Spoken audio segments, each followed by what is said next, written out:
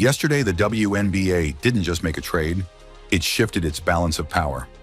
On April 6th, Angel Reese was sent from the Chicago Sky to the Atlanta Dream. Angel Reese is on the move. The WNBA star traded today from Chicago to Atlanta for 2 first-round picks. A move that looks routine until you realize what it actually sets in motion. Why would a franchise built on fire trade away its spark?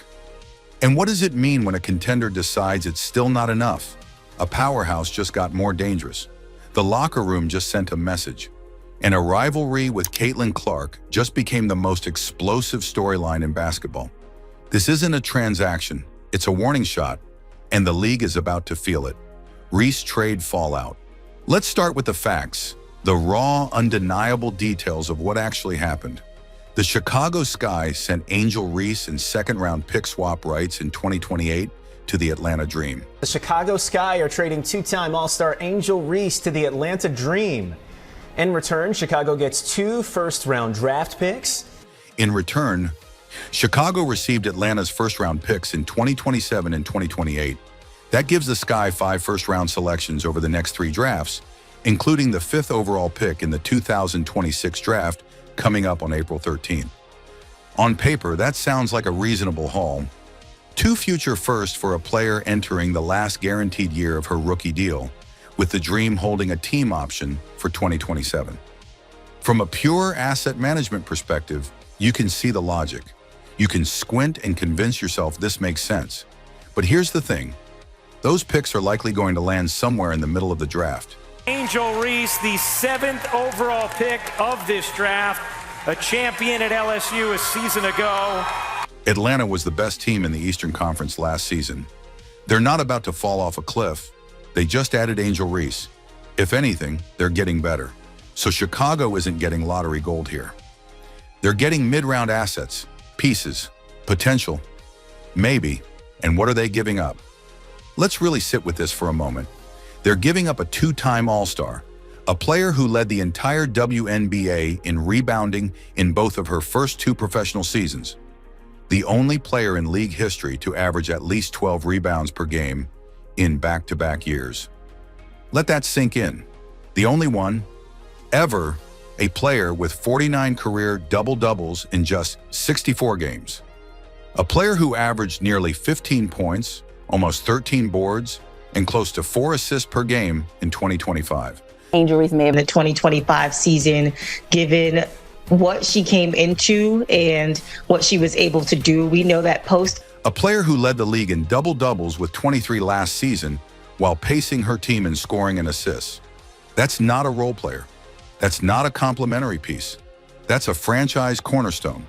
That's a player most teams would build around for the next decade. And the Sky said, "We're moving on." The reaction from around the league was immediate and loud. Analysts called it a blockbuster. Social media erupted. Angel herself posted on X within minutes of the news breaking, calling it an Angel's dream and welcoming her new city. She also dropped a video montage thanking Chicago, calling herself Chi-Town Barbie one final time. Bayou Barbie, also my Barbie video, Atlanta Barbie coming to your TV screen, and on and on and on. So anyway. Talking about the love the city showed her from day one. It was emotional, it was raw, it was real, and if you watched it, you could feel the weight of a chapter closing. The weight of someone who gave everything she had to a place and knew, deep down, it was time to go. But here's where things take a turn. Because the more you dig into why this trade happened, the more you realize this wasn't just business. This was deeply, unavoidably personal. Her Chicago Sky dysfunction. Let's be brutally honest about something. The Chicago Sky have been a mess, and not the kind of mess you can clean up with one good draft pick or one smart signing. This is organizational dysfunction at every level. This is a franchise that has been stumbling from one crisis to the next for the better part of 3 years, leaving a trail of broken relationships and wasted talent in its wake. And Angel Reese's departure is just the latest and loudest chapter in a story that keeps getting worse. It started when head coach James Wade left abruptly in the middle of the 2023 season to become an NBA assistant. No warning, no succession plan, just gone. The franchise scrambled, ran a limited coaching search, and hired Teresa Weatherspoon, a beloved Hall of Famer, an absolute legend of the game, but someone with almost no head coaching experience at the professional level.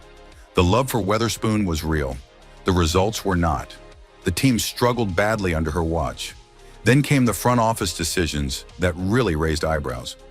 Jeff Pagliocca, who had been the team's director of skill development, not scouting, not player personnel, not analytics, was promoted to general manager. His first major moves set the tone for everything that followed. Had a number of players that were good fits that we thought in Chicago, and we like to be aggressive. The Sky traded the 3rd overall pick in the 2025 draft, along with a 2027 first-round swap to Washington for Ariel Atkins. A talented player, absolutely, but a 1-year rental on an expiring deal. That swap ultimately turned into the 2nd overall pick for Washington. And that 3rd pick? Washington used it on Sonia Citron, who promptly made the All-Star team as a rookie. Once Chicago got one injury-plagued season from Atkins, watched their future walk out the door in someone else's jersey, and now might lose the chance to draft Juju Watkins because of that pick swap. Think about that for a second. The domino effect of one bad trade is still rippling through this franchise. And through all of this, the coaching carousel, the questionable trades, the organizational chaos, the relentless losing, Angel Reese was there. Every single night, showing up, putting up numbers that belong in the record books, breaking records, making all-star teams, drawing eyeballs and dollars and attention to a franchise that, frankly, didn't deserve the gift it had been given. But the losing ate at her, game after game, season after season, 23 wins and 61 losses across her 2 years in Chicago. Let that number breathe for a moment. 61 losses. For a competitor like Angel Reese, someone who won a national championship at LSU, someone who has never known how to turn off the fire inside her, that kind of sustained losing doesn't just frustrate you, it changes something fundamental about your relationship with the place you play for. In September 2025, the frustration boiled over publicly. Reese gave a newspaper interview that sent shockwaves through the organization. She questioned the quality of her teammates. She challenged the direction of the franchise. She made it clear in no uncertain terms that she was done settling for less. "I'm not settling for the same stuff we did this year," she told the Chicago Tribune. "We have to get good players. We have to get great players. That's a non-negotiable for me." Those words hit the organization like a grenade. The Sky suspended her for half a game, calling her comments detrimental to the team. And after that suspension, Angel Reese never suited up for Chicago again. She missed the team's final games with a back injury. The relationship between player and franchise was effectively over. Chicago Sky forward from Randallstown said on social media Saturday night that she has a season-ending injury. Even if nobody wanted to say it out loud. Now here's the nuance that matters. Reese later apologized. She said her comments were taken out of context, that she never meant to disrespect her teammates individually. ESPN reported she didn't request a trade. The Sky worked collaboratively with her camp to find a good landing spot. By all accounts, the actual transaction itself was handled professionally, but the underlying damage was done. The trust was shattered. And for a franchise that already had a long-standing, well-documented reputation around the league for pushing away its biggest stars, going all the way back to forced trades involving Hall of Famers Sylvia Fowles and Elena Del Don, this felt sickeningly familiar. Different name, different era. Same story, same result. Chicago is betting on the future now. 5 first-round picks over 3 years, a new coaching staff under Tyler Marsh, a blank slate and a prayer that this time, somehow, things will be different. But let's call it what it is. The Sky traded up in the 2024 draft specifically to get Angel Reese. They gave up premium assets to acquire the 7th pick from Minnesota, and 2 years later she's gone, and so are those assets. The rebuild is starting over before the first one ever truly began. That's not a strategy. That's a franchise spinning its wheels in the mud while the rest of the league speeds past. And the saddest part? Angel Reese wasn't the problem. She never was. Atlanta's championship gamble. Now let's flip to the other side of this deal. Because while Chicago is collecting draft picks and trying to find solid ground, the Atlanta Dream just made the kind of move that screams one thing. We're done being patient. We're going for it. Right now. This season, no more waiting. And when you look at the full context, it's hard to argue with the logic. Atlanta had a breakout season in 2025 that caught the entire league off guard. A franchise best 30 wins. The top record in the Eastern Conference. A complete organizational turnaround under first-year head coach Carl Smesko, who installed a modern, analytics-driven system that turned the Dream into one of the most efficient offensive teams in the WNBA. They added veteran firepower in Brittany Griner and Brianna Jones. They developed young homegrown talent in Ryan Howard and Alicia Gray, both all-star caliber guards with the ability to take over games when it matters. Alicia Gray and Ryan Howard, both coming off of all-star caliber seasons. Ryan Howard, in fact, was 4th in MVP voting last year, and both of them. Everything was clicking. The chemistry was undeniable. The wins were piling up week after week. The Dream looked like a team that could go all the way and shock the entire league. And then the playoffs happened, and everything came crashing down. They lost in the first round to the Indiana Fever, to Caitlin Clark's squad. That kind of exit doesn't just sting, it haunts you. When you finish with the best record in your conference and get sent home in round 1, it changes the entire way you approach your offseason. It creates an urgency that didn't exist before. It makes you stare at your roster and ask the uncomfortable question, what are we missing? What's the difference between a great regular season team and one that can survive the physicality and pressure of the playoffs? The answer, apparently, was Angel Reese. Think about what Reese brings to this specific roster. You already have Howard and Gray in the backcourt. 2 elite scorers who can create their own shots, run the offense, and punish defenses from the perimeter. You have Griner's presence, experience, and intimidation factor in the paint. What you needed, what you were desperately lacking in that playoff exit, was a player who could crash the glass relentlessly, extend possessions, play with suffocating physicality, and bring an energy that shifts the entire temperature of the arena every time she checks into the game. That's Angel Reese's entire identity. That's her DNA. Dream GM Dan Padover called Reese a dynamic talent and a perfect fit for what we are building in Atlanta. Her competitiveness, production, and drive to win align seamlessly with our vision. Coach Smesko said her energy, toughness, and instincts will thrive in their system. And here's the part that should genuinely terrify every other team in the Eastern Conference. Smesko's offensive system is built on ball movement, second chance opportunities, and aggressive offensive rebounding. Those are the exact things Angel Reese does better than literally anyone else in the league. She is the queen of second chances. She lives on the glass. Tony, she turns possessions that should be over into extra points, extra looks, extra life for her team. In Chicago, Reese was often fighting upstream, the lone bright spot on a sinking ship, trying to carry a franchise that couldn't keep up with her ambition. In Atlanta, she's the missing puzzle piece that makes an already beautiful picture suddenly come into perfect focus. Reese herself sounded ready from the moment the news broke. I'm beyond grateful for the opportunity to join the Atlanta Dream organization. I'm focused on continuing to grow my game, competing at the highest level, connecting with the fans, and giving everything I've got to the Dream. That's not a player going through the motions. That's not someone just happy to have a new jersey. That's a competitor who's been starving for a real chance to win and who finally sees one right in front of her.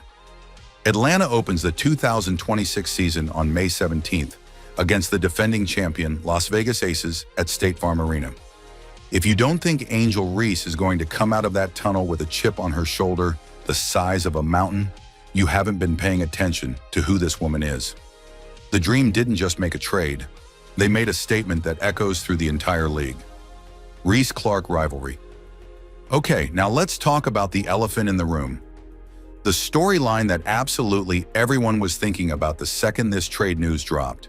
The narrative that has hung over women's basketball like a thunderstorm for 3 straight years and shows absolutely no signs of clearing. Angel Reese and Caitlin Clark. This rivalry is the single biggest storyline in the sport. It started in college. the 2023 NCAA championship game, where Reese's LSU Tigers beat Clark's Iowa Hawkeyes for the national title. Reese's now legendary "You Can't See Me" hand wave toward Clark became one of the most iconic, debated, and replayed moments in women's sports history. A great credit to all of these ladies. Congratulations to Iowa on an incredible run, and congratulations to LSU. Now to present. It was bold, it was unapologetic, it was fearless, and it split the entire basketball fan base right down the middle in a way that no moment in women's hoops had ever done before. When both players entered the WNBA in 2024, the rivalry came with them.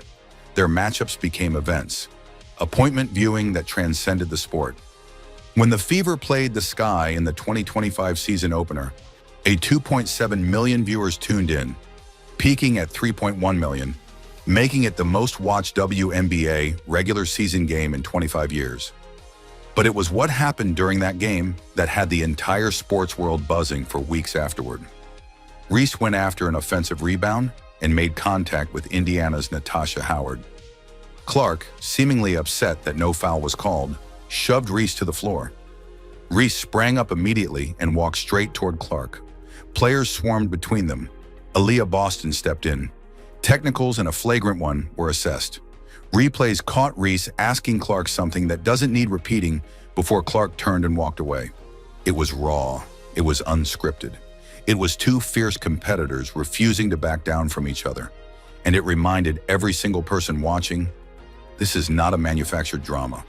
When this isn't some media creation designed to sell clicks, this is genuine, authentic, competitive fire between two players who push each other to a level neither reaches alone.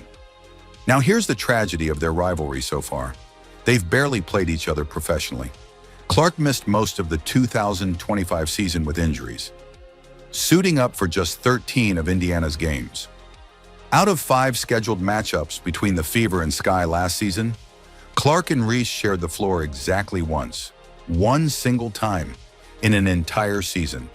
Fans were absolutely starving for more. The league was desperate for more. And then this trade happened, and the entire dynamic shifted. The Fever and the Dream are scheduled to play each other 4 times in 2026, tied with the New York Liberty for the most meetings on Indiana's schedule. 2 in Atlanta, 2 in Indianapolis. The first one lands on June 4th, a Commissioner's Cup game that's going to feel like a playoff atmosphere before the ball is even tipped. Fans on social media immediately noticed the scheduling. One tweet that went viral simply said, "The Fever play Atlanta the most this season. What did Kathy know?" And here's what makes this chapter of the rivalry so much more compelling than anything we've seen before. When Reese was in Chicago, those matchups felt inherently lopsided. The Sky were terrible. The Fever dominated the season series 5-0 in 2025. There was no real tension because the outcome felt predetermined before tip-off. It was star against star, sure, but it was a contender versus a bottom feeder, and everyone watching knew the script. Now Reese is on a 30-win team with championship aspirations. A team that lost to Clark's Fever in the playoffs and spent the entire offseason plotting how to get revenge. When these two face off in 2026, it won't just be about individual pride or college grudges or viral moments. It'll be about 2 legitimate contenders going to war in the Eastern Conference. 2 franchise stars carrying the full weight of their teams on their shoulders, both trying to prove once and for all that they are the one who defines this generation of women's basketball. Both players have said publicly there's no real hatred between them. Reese told the Today Show in 2024 that she doesn't believe there's genuine animosity. Clark echoed that sentiment in a Time magazine interview later that year, saying there's mutual respect even though they aren't close friends. And they've even shared a jersey, representing the United States together during FIBA World Cup qualifying, where Clark was named tournament MVP. But respect has never eliminated competition. And competition, real, high-stakes, legacy-defining competition, is the fuel that makes sports worth watching. The WNBA knows exactly what it has. And for the first time since both players entered the league, the stage is perfectly set. WNBA growth surge. Take a step back from the trade. Step away from the rivalry. Zoom all the way out and look at the bigger picture of what's happening to the WNBA right now. Because what you're witnessing isn't just a good season or a trending moment. What you're witnessing is one of the most dramatic transformations any professional sports league has ever undergone. In 2025, the WNBA had its most watched season in history. Nationally televised games averaged nearly 1 million viewers across ESPN, ABC, CBS, and ION. The playoffs shattered every record in the books, averaging 1.2 million viewers, the most watched postseason the league has ever had. Viewership jumped 170% from 2023 to 2024. Then it climbed another 21% in 2025 on top of that. And here's the number that silences every skeptic. Non-fever games, broadcasts that didn't feature Caitlin Clark at all, were up 37% from the previous year. The league isn't riding one player anymore. The entire product is growing. Attendance followed the same upward arc. Opening weekend 2025 saw 89% of arenas near full capacity. The Golden State Valkyries sold out their debut at Chase Center. 18,000 fans for a franchise that didn't exist a year earlier. Total league attendance hit levels not seen in over 2 decades. Sellout crowds became the norm, not the headline, and the money followed the eyeballs. The WNBA locked in a landmark $2.2 billion media rights deal, the largest in the history of women's sports, kicking in this season. Over $200 million per year across an 11-year contract with Disney, Amazon Prime Video, and NBC Universal. The league is expanding to Portland and Toronto with expansion fees of $250 million each, 5 times what Golden State paid just 2 years ago.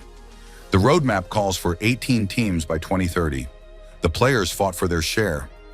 The new CBA raised the salary cap from $1.5 million to $7 million and introduced provisions that let young superstars earn what they're worth faster than ever before. There were tense moments during negotiations. A strike authorization vote passed with 98% player approval, but both sides understood the stakes. They got the deal done. This is a league in the middle of the most significant growth period in its 29-year history. And trades like Angel Reese to Atlanta are the kind of moves that add fuel to a fire already burning bright. Because professional sports don't grow on talent alone. They grow on stories, on characters, on rivalries and drama, and moments that make people who don't normally care suddenly lean forward and pay attention. The WNBA has never had better characters or a better narrative than it has right now. And that's why this trade matters far beyond the X's and O's. So where does that leave us? Angel Reese steps into Atlanta with purpose. Caitlin Clark waits on the other side with answers of her own. 2 trajectories, now on a collision course. One move rewrote the map, but it didn't settle the score. Because when the lights hit and the stakes are real, talent isn't the only thing being tested. Timing is, pressure is, legacy is. And the question now isn't who made the better move. It's this: when the moment arrives, who actually owns it?